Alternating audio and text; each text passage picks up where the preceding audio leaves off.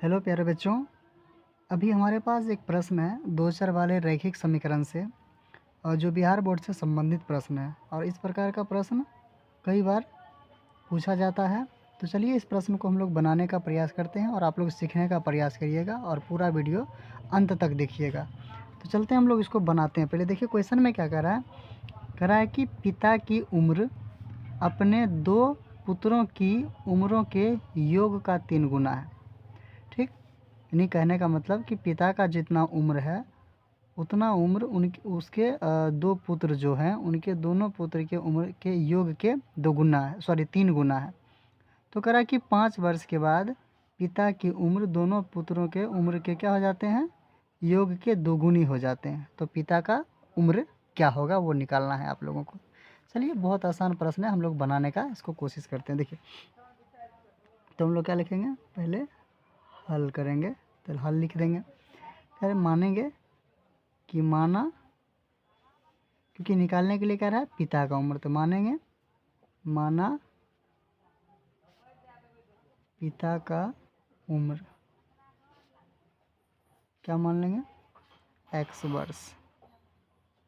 पिता का उम्र x वर्ष तथा तथा क्या कह रहा है कि दो पुत्रों के तथा दो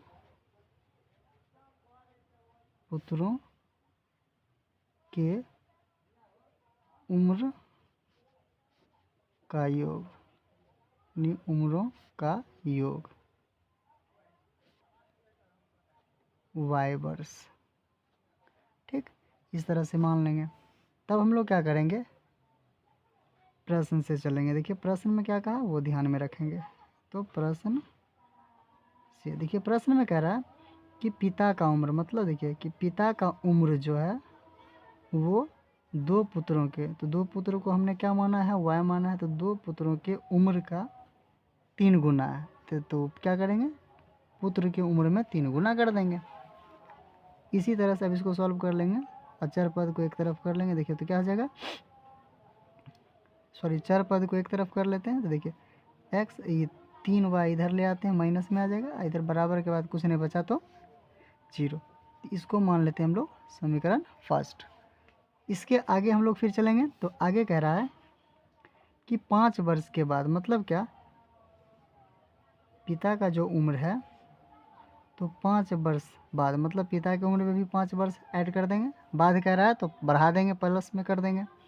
उसके बाद पुत्र की उम्र में, तो पुत्र का उम्र क्या है, ये y है, तो 5 इसमें भी बढ़ा देंगे। अब 2 पुत्र है इसलिए 5 5 2 बार ऐड करना है, हो गया। तब इसको हम लोग आगे देखेंगे तो ये उम्रों के 3 गुनी है। तो मतलब पुत्र का जो उम्र है, सॉरी 2 गुनी है, कितना है 2 गुनी, करेंगे 2 गुनी है तो 2 गुनी लिख देंगे। ठीक, अब इसको हम लोग हल करते हैं। तो देखिए क्या है, x प्लस 5 बराबर 2 को y से गुना कीजिए तो 2y प्लस 5 दूना 10, फिर 5 दूना 10। इस प्रकार से इसको लिखेंगे तो हो जाएगा x प्लस 5 बराबर 2y, ये हो जाएगा 10 और 10 20। तो देखिए हम लोग क्या करेंगे, y वाला को इस तरफ ले आएंगे। तो यहाँ देखिए x माइनस 2y बराबर इधर कितना है 20, यहाँ देखिए 5 प्लस में है तो 5 उस पर टी ले जाएंगे तो माइनस में। ठीक, देखिए क्या हो जाएगा कि x माइनस वाई बराबर, यहाँ देखिए 20 में से 5 घटाइए तो कितना बचेगा 15। तब इस तरह से इसको लिख सकते हैं समीकरण सेकंड। देखिए तो हमारे पास समीकरण 1 और समीकरण 2 है, तब इसको हम लोग हल कर सकते हैं। तो देखिए क्या लिखेंगे, समीकरण 1 एवं 2 से। तो समीकरण 1 क्या कह रहा है कि x माइनस 3y बराबर 0, और समीकरण 2 क्या था, तो x माइनस 2y बराबर 15। इस तरह से तो क्या करते हैं, विलोपन विधि से एक पद को बराबर करना होता है। तो इसमें देखिए x वाला बराबर है तो चिन्ह बदल देते हैं, प्लस है तो माइनस, यहाँ देखिए माइनस है तो इसको प्लस कर देंगे, यहाँ प्लस है तो यहाँ पे माइनस कर देंगे। तो ये प्लस माइनस से x वाला कैंसिल हो जाएगा। अब यहाँ 3y में से 2y को ऐड कर देंगे, -3y में से 2y को ऐड कर देंगे तो क्या हो जाएगा, माइनस का y बराबर माइनस का 15। तो यहाँ माइनस और माइनस कैंसिल हो जाएगा, तो y बराबर कितना 15 हो जाएगा। y बराबर कितना हो गया 15। फिर इसी तरह से हम लोग आगे बढ़ेंगे, तब क्या करेंगे कि y का जो मान निकाले हैं उसको हम लोग किसी समीकरण में चाहे 1 में या 2 में रख सकते हैं। तो क्या करेंगे कि y का मान समीकरण कितना में रख दें, 1 में। तो y का मान समीकरण 1 में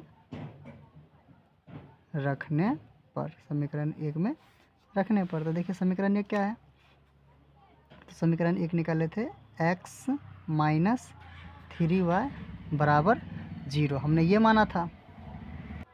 तब क्या करेंगे, तो यहाँ पे देखिए x को ऐसे छोड़ दीजिए क्योंकि x का निकालना है, -3 और y के जगह 15 बराबर 0, तो हो जाएगा x बराबर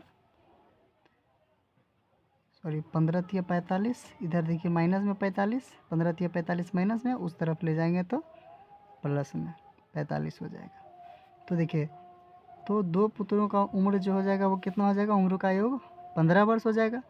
और यहाँ पूछ रहा था पिता का उम्र का, पिता का उम्र कितना था, तो पिता का उम्र को हमने माना था क्या, देखिए यानी पिता की उम्र को हमने x वर्ष माना था।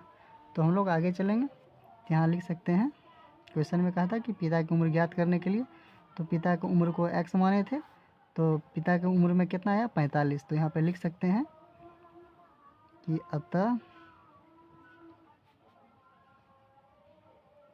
पिता का उम्र नहीं x माने थे, कितना आया 45, तो पिता का उम्र कितना हो जाएगा 45 वर्ष। तो यही हमारा आंसर हो जाएगा। तो उम्मीद करते होंगे कि आप इस प्रश्न को आसानी से समझ गए होंगे। फिर मिलते हैं हम लोग अगला वीडियो में।